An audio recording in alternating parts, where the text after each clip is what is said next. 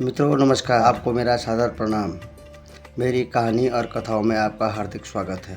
तो मित्रों, कल की वीडियो में मैंने आपको बताया था कि भगवान विष्णु जी का पूजन किया और कितने ही दिनों तक भगवान श्री कृष्ण हस्तिनापुर में ही रहे।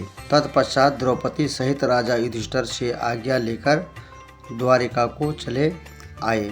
13वें अध्याय में विदुर जी का धृतराष्ट्र को उपदेश देना और उन्हें साथ लेकर हिमाचल में तपस्या के लिए जाना, नारद जी का आना और शोक संतप्त युधिष्ठिर को धृतराष्ट्र का समाचार बतलाकर उन्हें उपदेश देना। महात्मा मैत्रेय जी से उपदेश ग्रहण करने के लिए साधु पुरुष विदुर जी हस्तिनापुर से द्वारिका को गए। वहाँ भगवान श्री कृष्ण ने उनका बड़ा सम्मान किया। विदुर जी श्री कृष्ण के बड़े भक्त थे, इससे श्री कृष्ण ने उन्हें बहुत दिनों तक अपने यहाँ रोक लिया। विदुर जी सत्संग का आनंद लेते हुए द्वारिका में रहकर भगवान विष्णु की आराधना करने लगे। कितने ही दिनों बाद वे फिर हस्तिनापुर आए। यहाँ पांडवों ने अपने साधु चाचा का बड़ा स्वागत सत्कार किया और स्वयं राजा युधिष्ठिर ने उनके पांव धोए। सती गंधारी, माता कुंती और द्रौपदी आदि स्त्रियों ने बड़ा हर्ष प्रकट कर विदुर जी से प्रेम प्रदर्शित किया। जब विदुर जी श्रम रहित हो बैठे तब राजा युधिष्ठिर ने उनसे कहा, हे महात्मन, माता सहित हम पांडवों के एक आप ही रक्षक और सहायक है। विष से और अग्नि आदि से आपने समय समय पर हमारी रक्षा की है। आज दिन भी आप ही की सहायता से इतने उन्नतिशील हो सके हैं।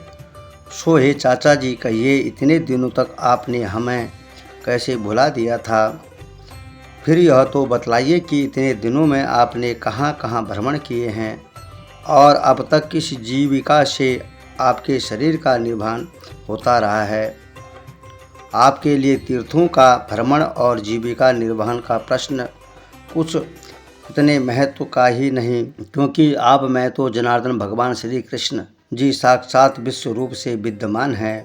फिर भी हे महात्मन, आप अपने इस समाचार के साथ साथ हमें यह बतलाइए कि द्वारिका में जाकर आपने क्या क्या देखा और क्या क्या सुना। इसलिए आप कहिए, हमारे मित्र यदुवंशी लोग अपने नगर में सुख से तो हैं, जनार्दन भगवान श्री कृष्ण सहित उनके परिवार में सब कुशल तो हैं। तब युधिष्ठिर के ऐसा पूछने पर विदुर ने यदुवंश का नाश छोड़कर द्वारिका का सब समाचार कह सुनाया। यदुकुल का संहार इसलिए नहीं कहा कि साधुजन प्रजा के दुखों को नहीं देख सकते, वे बड़े दयालु होते हैं। इस प्रकार पांडवों के सम्मान पाकर विदुर जी कुछ दिनों तक हस्तिनापुर में रहे। निर्विघ्न राज्य को पाकर सुख में पलते हुए पांडवों ने कितने ही दिन बिता दिए, उन्हें समय का कुछ भी पता न चल सका। तब अधिक समय व्यतीत हो गया। ऐसा जानकर साधु पुरुष विदुर जी ने धृतराष्ट्र से कहा, हे राजन, आपने व्यर्थ में ही अपने जीवन के समय बिता दिए और कुछ परलोक सुधारने का कार्य न किया। अतः आप शीघ्र ही घर से निकल जाइए। बड़ा भयानक समय आ रहा है। जीवन का ध्येय कुछ और ही होता है। वन में जाकर तपस्या कीजिए। जब अपना प्यारा परम प्राण भी निकल जाता है तब धन आदि में क्या रखा है। अब हम लोगों का वह समय अत्यंत समीप आ गया है जब इस आसार संसार को त्याग देना अथवा इसका शीघ्र कोई यत्न कीजिए। पिता, पुत्र, भाई और मित्र मार डाले गए हैं। आपकी भी अवस्था व्यतीत हो गई है। शरीर को बुढ़ापा ग्रस्त हुए हैं, फिर भी आप दूसरों के सहारे उनके घर में पड़े हुए कुत्तों का सा जीवन व्यतीत कर रहे हो। जिस भीम को आपने आग में जलाया, जिसे विष दिया, जिनकी स्त्री का अपमान किया, जिनका धन अपहरण कराया, उन्हीं पांडवों के हाथों से दिए अन्न को खाकर आप जी रहे हो।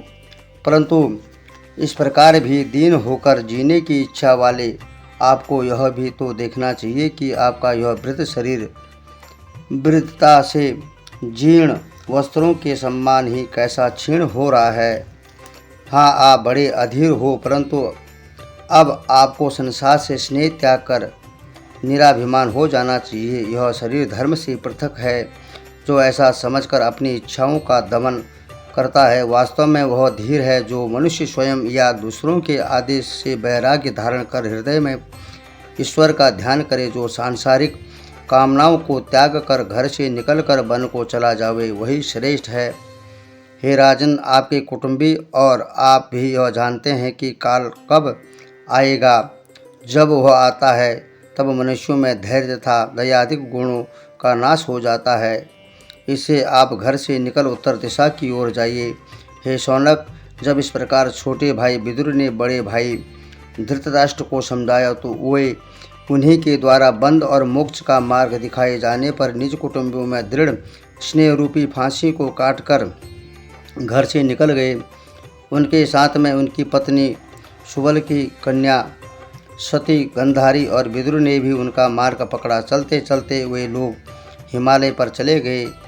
इधर जब संध्या वंदन से निवृत्त होकर अपने चाचा धृतराष्ट्र को प्रणाम करने के लिए युधिष्ठिर उनके भवन में गए तो देखा कि गांधारी और विदुर सहित वे वहाँ नहीं हैं।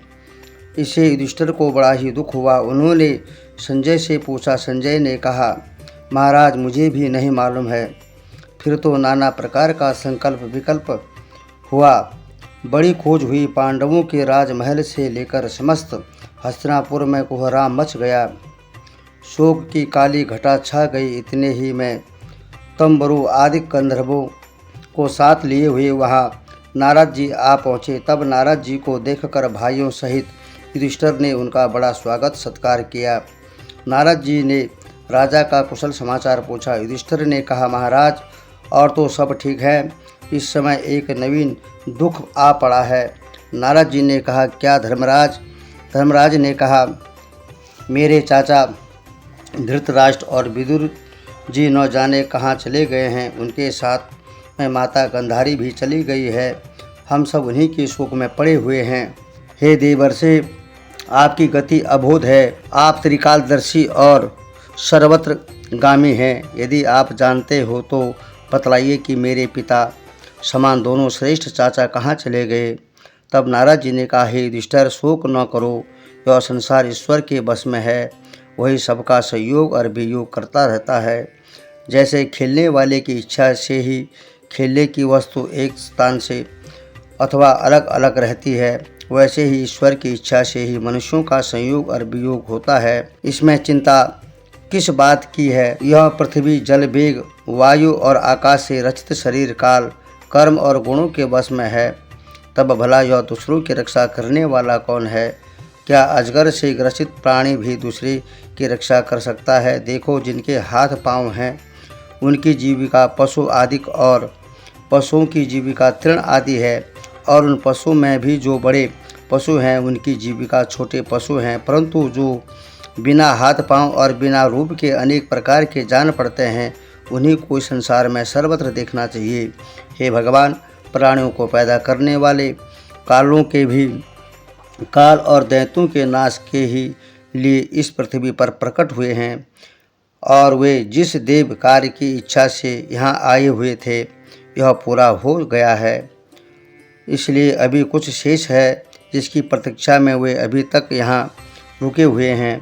इस कारण वे ईश्वर भगवान श्री कृष्ण जब तक यहाँ रहे तब तक तुम लोग भी संसार में बने रहो। धृतराष्ट्र जहाँ गए हैं वहाँ मुझे मालूम है। देखो, उत्तर में हिमालय के तट पर एक सप्तस्रोत नामक पवित्र तीर्थ है। वहाँ से गंगा जी निकलकर अपनी 7 धाराओं में प्रभावित हुई है। वे लोग वहीं रहकर गंगा की पवित्र जल में स्नान ध्यान करते हुए तप कर रहे हैं।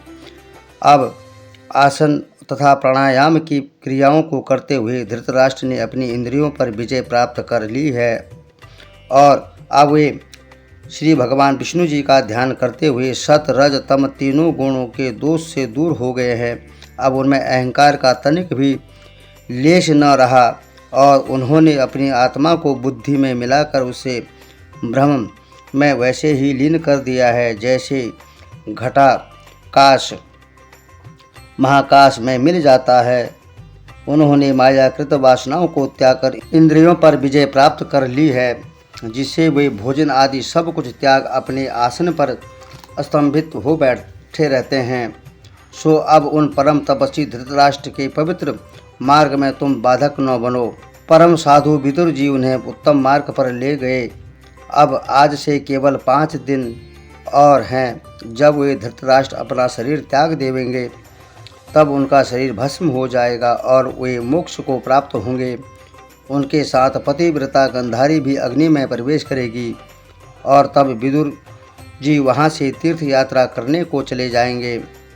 तुम उन सब के लिए शोक न करो। ऐसा कहकर नारद जी चले गए। युधिष्ठिर ने उनका वचन मानकर शोक को त्याग दिया।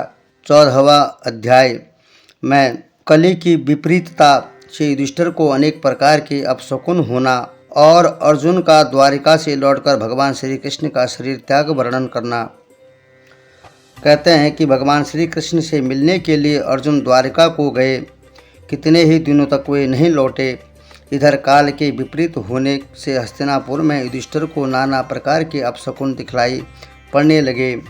ऋतुओं के धर्म वाले काल की गति भयंकर हो गई। प्रजाओं में काम, क्रोध, लोभ और झूठ बोलने की प्रवृत्ति हो गई। जहाँ तहाँ पाप होने लगे।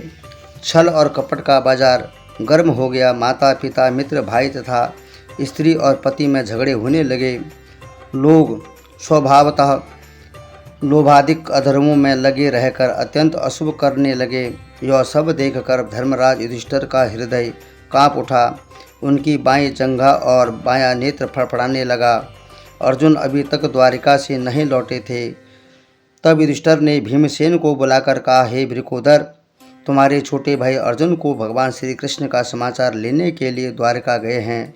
वे अभी तक नहीं लौटे हैं। 7 महीने का समय व्यतीत हो चुका है। इधर मुझे नाना प्रकार के अपशकुन दिखलाई पड़ रहे हैं।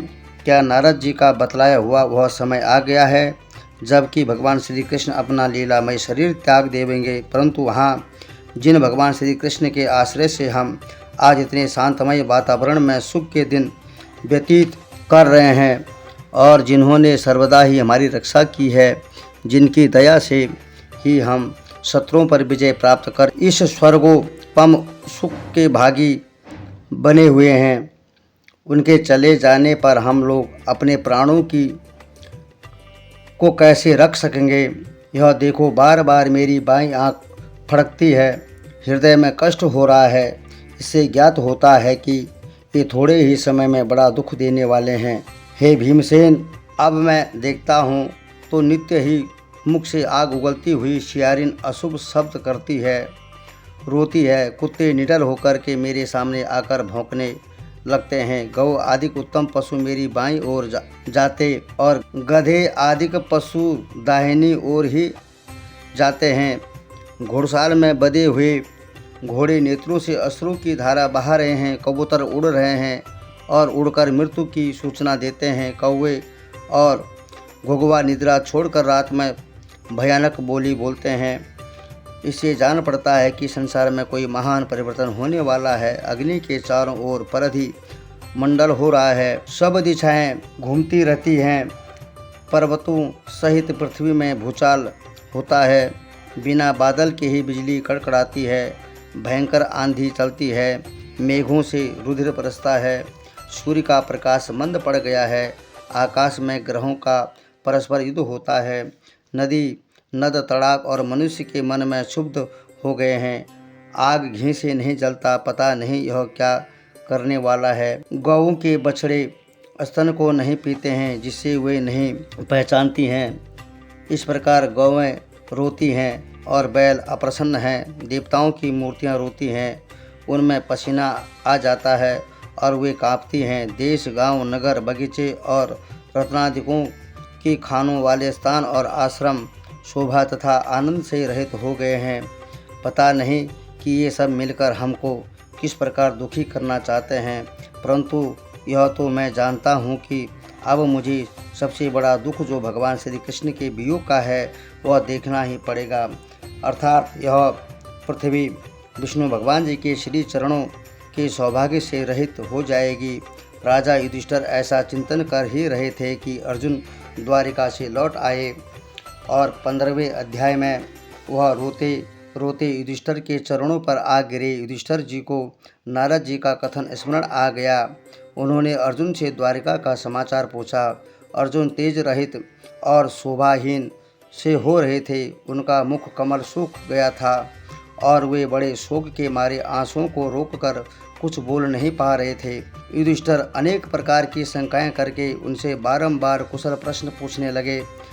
तब आंसुओं से भरे गदगद कंठ से मित्र भगवान श्री कृष्ण के शोक से संतप्त अर्जुन बड़े भाई युधिष्ठिर से बोले, हे महाराज, क्या कहूँ, बंधु रूपी भगवान श्री कृष्ण ने मुझे छल लिया है।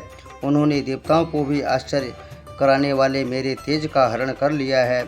जिन भगवान श्री कृष्ण के आश्रय से मैंने स्वयंवर में राजा द्रुपद के घर आए कामदेव सम्मान सुंदर राजाओं का तेज हरण कर लिया था। धनुष को चढ़ाकर जो मैंने मत्स्य भेद कर द्रौपदी को प्राप्त किया था। महाराज, जिन भगवान श्री कृष्ण की सहायता से मैंने मय को परास्त कर खांडव वन को अग्नि के लिए दिया, अद्भुत शिल्पकार मय द्वारा जो मैंने आपसे सभा भवन का निर्माण कराया, आपके राजसूय यज्ञ में राजाओं से अद्भुत भेंट प्राप्त किया, वही आज मैं दीन और अनाथ हो गया हूँ। हाँ, ये वही भीमसेन हैं जिनमें 10,000 हाथी का बल था, जिन्होंने भगवान श्री कृष्ण के तेज से यज्ञ के लिए राजाओं के मस्तक पर पैर रखने वाले अत्याचारी जरासंध को मारकर राजाओं की बेड़ी से छुड़ाई थी और जिनके पराक्रम से ही उन राजाओं ने आकर आपके यज्ञ में धनादि से सहायता की थी। यह वही भीमसेन हैं जिनके इन पैरों पर कपटी दुशासन आदि के आंसू गिरे हुए थे। उन्होंने दुष्ट दुर्योधन और दुरात्मा दुशासन से द्रौपदी के उस अपमान का बदला चुका लिया था, जिन्होंने इस पतिव्रता के साथ सभा भवन में जो अत्याचार किए थे, उसके केश पकड़कर खींचे थे। तब मैंने यह भीमसेन ने यह जो कुछ किया, उसमें जनार्दन भगवान श्री कृष्ण की ही कृपा और सहायता थी। भला वे श्री कृष्ण भगवान हमारे कैसे हितैषी थे, जिन्होंने हमारे वनवास के समय दुर्वासा के आने पर अतिथि सत्कार के लिए उन्हें पराजित किया, भली भांति लज्जित किया। उन्होंने एक कण शाक में 84,000 ऋषियों को भरपेट भोजन देने की व्यवस्था कर दी थी। इन्हीं भगवान श्री कृष्ण की कृपा से मैंने किरात रूपी महादेव जी से युद्ध कर उन्हें परास्त किया था, जिससे प्रसन्न होकर देवादिदेव महादेव जी ने मुझे पाशुपत अस्त्र दान प्रदान किया था। भगवान श्री कृष्ण की कृपा से ही मैं इंद्रलोक में पहुंच देवराज इंद्र के बगल में आधे सिंहासन पर बैठ सका था। हाँ, वह भगवान श्री कृष्ण का ही प्रभाव था, जो मेरे गांडीव में इतनी अद्भुत शक्ति आ गई थी। मैं उनकी कृपा से देवताओं को भी कुछ नहीं समझता था। विवश होकर देवताओं ने मेरा ही आश्रय लिया था, परंतु आज उन्हीं तेजस्वी पुरुष भगवान श्री कृष्ण ने मुझे छल लिया है। हाँ, मैं उनकी कृपा से अमित गंभीर तथा बड़े पराक्रमी भीष्म आदि योद्धाओं सहित दुर्धर्ष कौरव सेना रूपी समुद्र को बिना परिश्रम ही पार कर गया। उनकी कृपा से मैंने विराट नगर में अकेले ही युद्ध में लगकर समस्त कौरवों को मार गिराया था। वे लाख चेष्टा करने पर भी राजा विराट की गौवें नहीं हरण कर सके। उल्टे मैंने ही उन शत्रुओं के मस्तकों से उनके तेज का स्थान मणि मुकुट और रेशमी वस्त्रादि छीन लिए थे। महाभारत के युद्ध में मेरी रक्षा करते हुए जिन भगवान श्री कृष्ण ने आचार्य द्रोण और शल्य सेनाओं में जो उनके वीरों से आयुर्बल और पराक्रम को हरण कर मुझे विजयी बनाए थे, आज उन्हीं भगवान श्री कृष्ण ने अपनी दृष्टि मात्र से मेरा वह सब कुछ हरण किया है।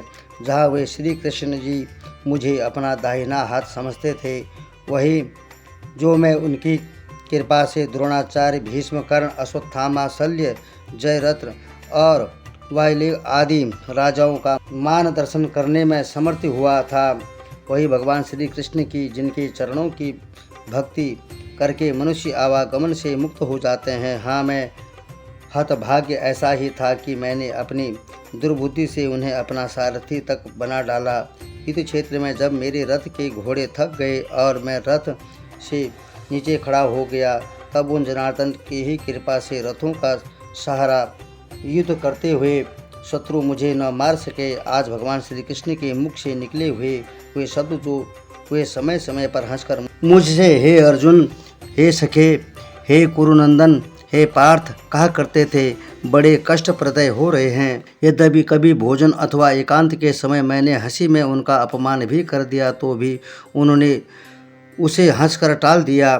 फिर जैसे पिता पुत्र का, मित्र का और पति अपनी स्त्री के अपराधों को क्षमा करती है या करते हैं, वैसे ही समय समय पर उन्होंने मुझे क्षमा दी है। परंतु हे राजन, आज उन्हीं पुरुषोत्तम अपने प्रिय सखा भगवान श्री कृष्ण से रहित होने पर मैं सर्वथा ही निर्बल हो गया हूँ।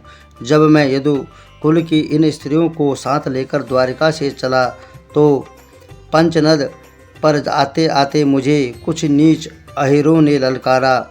मैंने गांडवी को उठाया तो धोखा दे गया, अर्थात मैं ऐसा हतबुद्धि हो गया कि इस पर बाण रख कर उनका सामना न कर सका। यहाँ तक कि मैं प्रयत्न करके भी इस पर प्रत्यंचा न चढ़ा सका। आज यह वही गांडीव मेरा ही रथ है, वही बाण और वही मैं रथी विद्यमान हूँ, जिनके भय से राजा लोग मुझे मस्तक झुकाते थे। परंतु आज वही श्री कृष्ण के बिना वह सब क्षण भर में सब शून्य हो गया है। हे राजन, आप जिस द्वारिकापुरी की और यदुवंश का समाचार पूछते हैं, वह द्वारिकापुरी समुद्र में डूब गई है और समस्त यदुकुल का संहार हो गया है। सब यदुवंशी नशे में चूर हो आपस में गाली गलौज करके लड़ मरे। दुर्वासा ऋषि के महाशाप से ऐसा घोर संहार हुआ। बात यह हुई कि भगवान श्री कृष्ण जी से मिलने वहाँ दुर्वासा ऋषि आए। द्वार पर सांब आदि श्री कृष्ण के पुत्र पौत्र बैठे हुए परस्पर हंसी मजाक कर रहे थे। दुर्वासा को देखकर उनका और भी कौतूहल बढ़ गया। सबों ने सांब को स्त्री बनाकर उसके पेट पर कपड़ा आदि बांधकर ऊंचा कर दिया और उसे खूब सुंदर साड़ी पहनाकर चद्दर ओढ़ाकर महर्षि के आगे खड़ा करके पूछा, हे ऋषि, कहिए इस सांब की स्त्री के पेट से क्या उत्पन्न होगा। ऋषि तो त्रिकालदर्शी थे, वे लड़कों की बात समझ गए। उनको बड़ा क्रोध आया। लड़कों ने बारंबार पूछना आरंभ किया। इसमें ऋषि ने कहा, इसके पेट में से जो उत्पन्न होगा उसके द्वारा यदुकुल का संहार हो जाएगा। अस्तु उसके गुदा मार्ग से एक लोहदंड उत्पन्न हुआ, जिससे समुद्र के तट पर असंख्य कुशा काश प्रकट होकर शस्त्र हो गए, बस नशे में चूर हो गए। यदुवंशियों ने उसी को उखाड़ आपस में मार पीट आरंभ किया और इस प्रकार सब पाप ताप के कारण पारस्परिक राग द्वेष एवं झगड़े लड़ाई में काल कबलित हो गए। घोर पाप के कारण द्वारिका की भूमि को असह्य हो गई। भगवान श्री कृष्ण ने उसे बचाने की बड़ी चेष्टा की, परंतु सब व्यर्थ हुआ। काल ने अपना काम समाप्त किया। उस संहार से अब केवल 4-5 व्यक्ति शेष रह गए हैं। प्रायः यह भगवान की लीला है, जो परस्पर में सबको लड़ाकर प्राणियों का नाश तथा पालन करता है। हाँ, उस समय भगवान श्री कृष्ण ने मुझसे जो वचन कहे थे, वे अब मुझे तीर की तरह चुभ रहे हैं। युधिष्ठिर से ऐसा कहते कहते भगवान श्री कृष्ण के ध्यान में निमग्न अर्जुन चुप हो गए। तब महाभारत युद्ध के आरंभ में भगवान श्री कृष्ण ने जो वेदांत गीता की शिक्षा दी थी, उस पर विचार करते हुए वे जीव ब्रह्म की एकता पर आकर संशयहीन हो गए। तब अर्जुन के मुख से यदुकुल का नाश और भगवान श्री कृष्ण की परम धाम यात्रा का समाचार सुनकर युधिष्ठिर ने भी अपने लिए स्वर्ग जाने का विचार स्थिर किया। सूत जी कहते हैं, हे शौनक, जिस दिन श्री कृष्ण भगवान ने अपना शरीर त्याग कर बैकुंठ की यात्रा की, उसी दिन अविवेकी लोगों के अधर्म का हेतु कलयुग वर्तमान हो गया।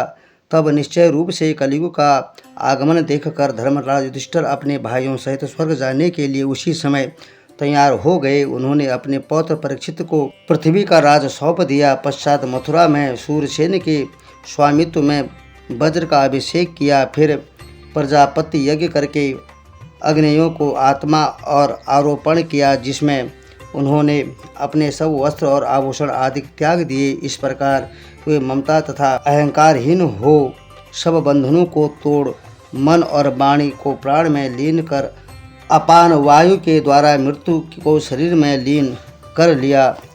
फिर वे वीर वलकल धारण कर भोजन रहित हो केशों को छोड़ मौन व्रत धारण किए। सबने अभक्षित जड़ उन्मत्त और कानों से बहरे बनकर महात्माओं के समान घर से बाहर निकल हृदय में परम ब्रह्मा परमात्मा को धारण किए हिमालय की ओर उस उत्तर दिशा को चल पड़े, जहाँ जाने से फिर लौटना नहीं होता था। उनके पीछे पीछे उनके सभी भाई और पत्नी द्रौपदी भी साथ चली।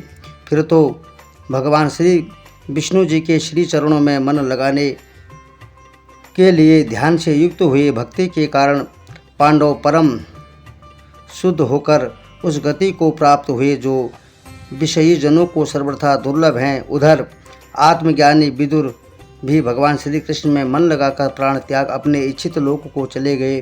पतिव्रता द्रौपदी भी अपने पतियों को अपेक्षा न जानकर श्री विष्णु पद को प्राप्त हुई। जो लोग भगवान श्री कृष्ण के प्रिय पांडव पुत्रों की इस अति कल्याणकारक तथा पवित्र स्वर्ग यात्रा को प्रेम सहित सुनते हैं, वे श्री नारायण भगवान विष्णु की भक्ति को पाकर परम सिद्धि को प्राप्त होते हैं। तो मित्रों, आज की कथा एक बार फिर यहीं पर समाप्त करते हैं और आपको यह कथा कैसी लगी कमेंट बॉक्स में ज़रूर बताइएगा और मेरे चैनल को लाइक और सब्सक्राइब जरूर करिएगा। आपको एक बार मेरा कोटि कोटि सादर प्रणाम। जय श्री कृष्ण।